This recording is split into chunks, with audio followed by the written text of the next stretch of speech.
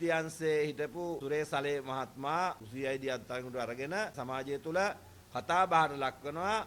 දැඩි ලෙස එතුමානන්ට ජීවිත අවදානමත් ඒ වගේම කායික මානසික අපහසුතාවයත් සිද්ධ කරගෙන යාගේ තියෙන මානසිකත්වය විදවට්ටලා ඔහුගෙන් යම් ප්‍රකාශයක් ලබා ගැනීම සඳහා කටයුතු කරමින් පවතිනවා කියන කාරණාව. ඒ නිසා අපි විශේෂයෙන් මතක් කරන්න ඕන සුරේසලේ මහත්මයා පිළිබඳව අපි දන්න තොරතුරු අනුව එතුමා ඇත්තටම මේ රටට ආදරය කරපු කෙනෙක්.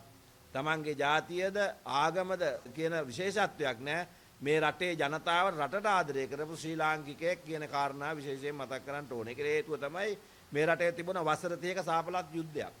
ඒ යුද්ධය නිමාවටපත් කරන්න බුද්ධ්‍යංශවල ක්‍රියාකාරීත්වයේ සුවිශේෂී විදියට බලපෑවා. LTT එක ගහගෙන එනකොට LTT එක අභ්‍යන්තරය තුල තොරතුරු සමාජගත කරන්න හැකියාව ලැබුණේ සුරේසලේ මහත්මයා වගේ හොඳ බුද්ධි නිලධාරියෙක්, බුද්ධි ප්‍රදානියෙක් මේ රටේ කටයුතු සිද්ධ කරපු නිසා. ඒ නිසා අපි දන්නවා එදා වසර 30කට සාපලත් යුද්ධය නිසා දෙමව්පියන්ට දරුවෝ අහිමි වුණා, දරුවන්ට දෙමව්පියෝ අහිමි වුණා, රබ්බඝාතය අංග විකලභාවයටපත් වුණා, විවිධ ආකාරයක හැමතැනම බීතිකාවපත් වුණා. මේ පාරට බහලා යන්න බැරි තත්වයකටපත් වුණා. බස් එකක යන්න, කෝච්චියක යන්න, තමන්ගේ පෞද්ගලික වාහනයක යන්න පහසුතාවයටපත් වුණා. මොකද හැමතැනම බෝම්බ පිරීම් සිද්ධ වෙච්ච නිසා. අද ඉන්න අය ඒව දන්නේ නැහැ. මේ රටේ සාපලත් යුද්ධය නිමාවටපත් කිරීම සඳහා සුවිශාල කාර්යභාරයක් කරපු අය අතර සුවිශේෂීත්වයක් දක්වන කෙනා තමයි බුද්ධ්‍යංශ ප්‍රදානී අපේ සුරේසලේ මහත්මයා. එතුමාට ආගම් ભેදයක් තිබුණේ නැහැ. එතුමාට ಜಾති ભેදයක් තිබුණේ නැහැ. එතුමාට තිබුණ රට පිළිබඳව, රටේ ජනතාව පිළිබඳව, රටේ ජනතාව මේ මගේ ශ්‍රී ලාංකිකයෝ කියන හැඟීමෙන් ඇති කරගෙන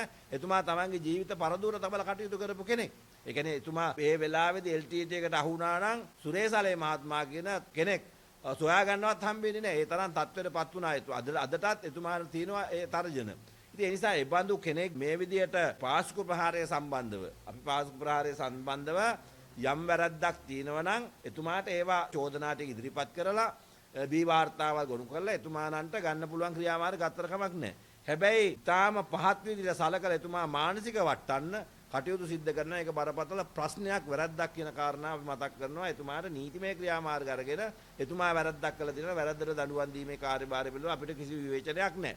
හැබැයි අපිට තියෙන ප්‍රශ්නේ තමයි මේ වගේ රටක් වෙනුවෙන් ජීවිතයක් කැප කරපු කෙනෙක්, සමස්ත සමාජයක් වෙනුවෙන් ජීවිතයක් කැප කරපු කෙනෙක්, රටේ ජනතාව වෙනුවෙන් ජීවිතය කැප කරපු කෙනෙකුට මේ වගේ අමානුෂික විදියට සැලකීම ඉතාම බරපතල ප්‍රශ්නයක් කියන කාරණාව හැමදෙනාගේම හදවතට වේදනාවක් දැනෙන ක්‍රියාවලියක් පිළිබඳව අපි විශේෂයෙන් මතක් කරන්න. ඊගාට අපි මතක් කරන්නේ සුරේසලේ මහත්මයාට ඍජුව මම දන්න තරමට ඍජුව තෝජනා ඉදිරිපත් කරන්න මොනවත් නැහැ. අපි දන්න තරමට එතුමාට අභ්‍යන්තර පෞද්ගලික මොනවා හරි තේනවද අපි දන්නේ නැහැ. හැබැයි ඊට වඩා ඍජුව චෝදනා ඉදිරිපත් වෙන්න ඕන දෙන්නෙක් තමයි ශානියා බේසේකර මහත්මයි, රවි සෙනවිරත්න මහත්මයි. එතුමන්ලාට මේ තොරතුරු ඇවිල්ලා තිබුණා පාස්කු ප්‍රහාරය සම්බන්ධව අහවල් දවසේ අහවල් ස්ථානයේ අහවල් අය විසින් පහර දීමට සූදානම් කියලා. ඒ වගේ ලියුම් Tamanට ලැබිලා තියෙද්දි ඒක අතපසු කරා නම් ඔහු වැරදිකාරයෙක් බවට පත් වෙලා ඉඳලා ඔහු දානව නම් මේ පිළිබඳව විමර්ශනය කරන මේ පාස්කු ප්‍රහාරය සම්බන්ධව අපිට හිතෙනවා ඒ වගේ කෙනෙක් යොමු කිරීමට අපේ කාර්යතුමා කටයුතු කිරීමත් මරණයටපත් වෙච්ච වින්දිතයන් බවට පත් වෙච්ච ජනතාවට කරන ගෞරවයක් කියන කාරණා මතක් කරගන්න. මොකද වැරදි කරපු කෙනෙක් මේකට පරීක්ෂණ කටයුතු වලට දාන එකම බරපතල ප්‍රශ්නයක්. ඒ නිසා ඒ බඳු අය ඉදල්ලේදී සුරේසලේ මහත්මයා වගේ රටට ආදරය කරපු කෙනෙක් මේ වගේ අපහසුතාවයන්ටපත් කිරීම නොකල යුතු කටයුත්තක් කියන කාරණාව අපි මේ වෙලාවේදී විශේෂයෙන් මතක් කරන. ඒ නිසා ආණ්ඩුවට අපි මතක් කරන්නේ එතුමා කරපු කැපකිරීම පිළිබඳවත් අඩුම ගානේ මේ විදිහට සලකන්නේ නැතුව වැරදිකාරයෙක් වෙන්න පුළුවන්. වැරදිකාරයෙක් අපි කියන්නේ නැහැ නිවැරදිකාරයෙක්ද වැරදිකාරයෙක්ද කියලා අපිට කියන්න බෑ. නිගමනය කරන්න බෑ. අපි දන්නේ තොරතුරු අනුව නම් එතුමාට එහෙම චෝදනාවක් කරන්න පුළුවන් බාහිරින් පේන සාධකයක් නැහැ. අභ්‍යන්තරය අපි දන්නේ නැහැ. ඒ නිසා නමුත් එහෙම වුණත් ඒ වගේ කෙනෙකුට මේ වගේ අමානුෂික විදියට සැලකීම නොකල යුතුයි කියන කාරණා තමයි මතක් කරන්නේ. මොකද ඒක ජනතාව මේ ආණ්ඩුවට පවා ඡන්ද දීපු ජනතාවට විශාල පහසුතාවයන් වලට පත් වෙන කාරණා. මොකද යුද්ධයත් එක්ක ජීවත් වෙච්ච මිනිස්සු මේ රටේ ඉන්නවා. ඒ මිනිසුන්ට කරන අගෞරවයක් විදියට තමයි අපිට මේ වෙලාවේදී මේක සිහිපත් කරන්න තියෙන නිසා එතුමාට චෝදනා තියෙනවා නම් වැරදි තියෙනවා නම් ඒ වැරදි බී වාර්තාවකින් ගොනු කරලා අදාළ ක්‍රියාමාර්ග අරගෙන ඔහුට නීතිය හමුවට ගෙනල්ලා පෙන්නන්න ඕනේ මෙන්න මෙහෙම එකක් තියෙනවා කියලා. එහෙම තියෙනවා නම් එයාට විරුද්ධව නීතිමය ක්‍රියාමාර්ග ගත්තා අපි මොනවාක්වත් කියන්නේ නැහැ. හැබැයි අපිට තියෙන ප්‍රශ්නේ මේ වගේ චෝදනාවක්වත් තාම දාන්න ඉදිරිපත් කරන්නේ නැතුව එතුමා වගේ අය මේ වගේ අපහසුතාවයන්කටපත් කිරීම අපිට හිතෙනවා මේක එක පැත්තකින් බැලුවාම ආණ්ඩුව කරන උපක්‍රමයක්ද කියලා. මොකද්ද උපක්‍රමය කියලා කියන්නේ? දැන් LTT ඩයස්පෝරාවට උමනයි මේ රටේ ත්‍රස්තවාදය පරාජය කරන්න නායකත්වයේ ගත්ත දේශපාලනංශයේ ප්‍රධානියා ජනාධිපති මහින්ද රාජපක්ෂ මහත්මාව ඝාතනය කරන්න හෝ යම් කටයුත්තකට යොමු කරන්න එතුමාව අපහසුතාවයට පත් කරන්න උමනයි. ඊගාට එතුමාන්ට උමනයි හමුදාපතිතුමාව එවක හිටපු හමුදාපතිතුමා ඇතුළු හමුදාවේ ආයකෙන් පරිගැනීමේ චේතනාව. අනික් කාරණාව තමයි බුද්ධ්‍යංශ ප්‍රධානියා තමයි LTT ත්‍රස්තවාදය පරාජය කිරීම සඳහා සුවිශාල කාර්යභාරයක් තමන්ගේ ජීවිත කැප කරගෙන තමන්ගේ සොල්දාදුව කදවුරු ඇතුළට යවලා ඒ තොරතුරු අරගෙන තමයි මේ ත්‍රස්තවාදය පරාජය කරන්න සඳහා සුවිශාල නායකත්වයක් දුන්නේ. ඒ නිසා මේ වගේ අයව අපහසුතාවයට පත් කරාම මේ ආණ්ඩුව අපිට හිතනවා ඩයස්පෝරාවේ ක්‍රියාකාරීත්වයද මේ කරන්නේ ඩයස්පෝරාවට අවශ්‍ය වෙන අරමුණද මේ ඉෂ්ට කරන්න කියලා අපිට එක පැත්තකින් හිතනවා. එතකොට එක පැත්තකින් ඒක වෙන්නත් පුළුවන්. ඒ වගේම මේ කාරණා සාමාන්‍යයෙන් අර 3 in 1 කියලා කියන එක කාරණා එක දෙයක් මේ එක පුද්ගලයෙකුගෙන් කාරණා තුනක් ඉෂ්ට කරගන්න පුළුවන්කම තියෙන එකක් ඩයස්පෝරාව සතුටු කිරීම. අනෙක් පැත්තෙන් පාස්කු ප්‍රහාරය සම්බන්ධව කතෝලික ජනතාව ඇතුළු මේකෙන් වින්දිතයෝ බවට පත්වෙච්ච පල්ලියත් ඒ වගේ මේ වින්දිතයෝ බවට පත්වෙච්ච අයත් ආණ්ඩුවට දෝෂාරෝපණය කළා කෝ පාස්කු ප්‍රහාරය ඉල්ලලා තමයි අපෙන් ඡන්දෙ ගත්තේ කෝ පාස්කු ප්‍රහාරය සම්බන්ධව ගත යුතු ක්‍රියාමාර්ග ගන්නේ නැහැ නේද කියලා. ඊට පස්සේ පිල්ලයන් ගත්තා. පිල්ලයන් එළියට ගියා. දැම්ම සුරේසාලේ මහත්තයා. දාලි වල දැන් ඔන්න පාස්කු ප්‍රහාර දැන් අර తాවකාලිකව අඬන බබේකට ප්ලාස්ටික් සූපුවක් දුන්නාම ඒ ළමයාට අඬීම ටිකට වෙලාවකට නතර කරන හැබැයි ඒ ළමයාට බඩ පිරෙන්නේ නැහැ. ඉතින් ඒ වගේ මේ කවුරු හරි අරගෙන දානවා දාලි වල ඒ වෙලාවට සතුටු කිරීමේ කටයුත්තක් තමයි මේ ආණ්ඩුව කරන්නේ. ඒ නිසා මේ ආණ්ඩුව අවුරුදු 6 ඉවර වෙනතුරු මේක තමයි කරන්නේ. ඉතින් සුරේසලේ මහත්මයා නිදොස් කොට නිදොස් වුණොත් වෙන කවුරු හරි අරගෙන මේකට දානවා. එතකොට අර පැත්තෙන් අර කෑ ගහන ප්ලාස්ටික් සූප්පුවක් ඒකට දීලා සතුටු කිරීමේ කාර්යභාරය සිද්ධ කරනවාද කියලාත් අපිට අනිත් එක පැත්තකින් තවත් පැත්තකින් හිතෙනවා.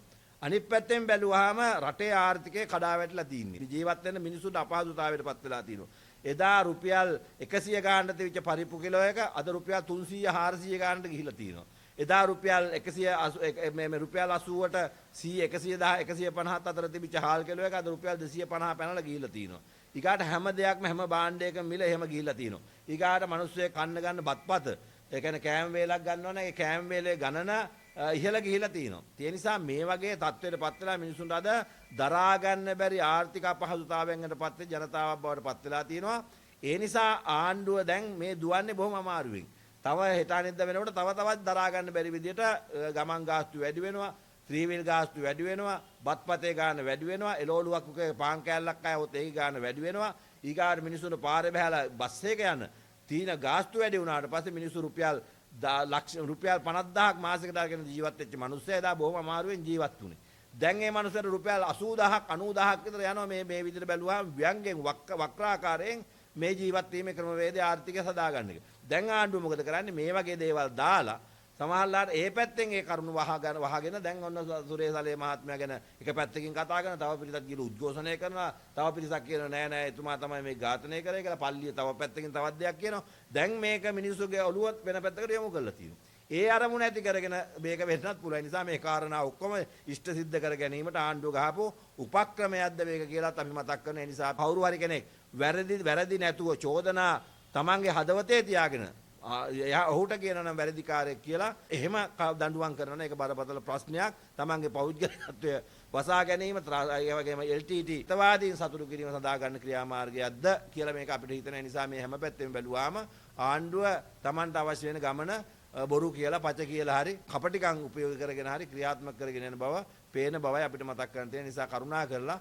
සුරේසලේ මහත්මයාට අමානුෂික විදිහට සලකන්නේ නැතුව හිරකරුවෝද මිනිස්සුයෝ කියන පදනම ඇති කරගෙන ඔහුට සහයෝගය ලබා දීලා එතුමාව ඝාතනය වුණොත් එතුමාව සියදී හානි කරගත්තොත් නැත්නම් ජීවිතේ විනාශ වුණොත් ආණ්ඩුව වගකීම් බාර ගන්න කියන කාරණාවත් මේ වෙලාවේ විශේෂයෙන් මතක් කරන්න ඕනේ.